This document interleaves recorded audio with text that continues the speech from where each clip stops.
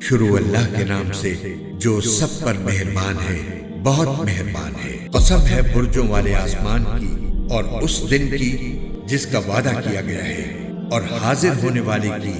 اور اس کی جس کے پاس لوگ حاضر ہیں، کہ خدا کی مار ہے ان خندق کھودنے والوں پر،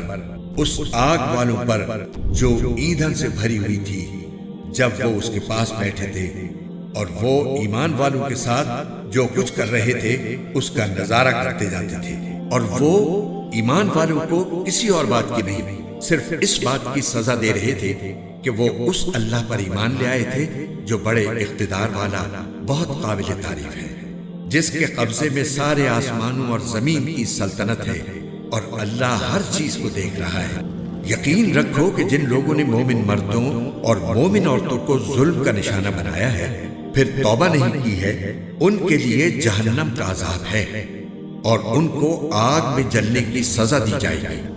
جو لوگ ایمان لائے ہیں اور انہوں نے نیک عمل کیے ہیں، ان کے لیے بے شک جنت کے ایسے باغات ہیں جن کے نیچے نہریں بہتی ہیں، یہ ہے بڑی کامیابی۔ حقیقت یہ ہے کہ تمہارے پروردگار کی پکڑ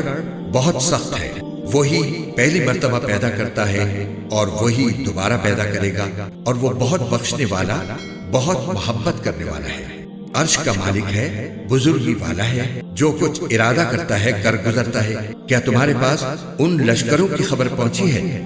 فرعون اور سمود کے لشکروں کی؟ اس کے باوجود کافر لوگ حق کو جھٹلانے میں لگے ہوئے ہیں، جبکہ اللہ نے ان کو گھیرے میں لیا ہوا ہے۔ ان کے جھٹلانے سے قرآن پر کوئی اثر نہیں پڑتا، بلکہ یہ بڑی عظمت والا قرآن ہے جو لوح محفوظ میں درج ہے۔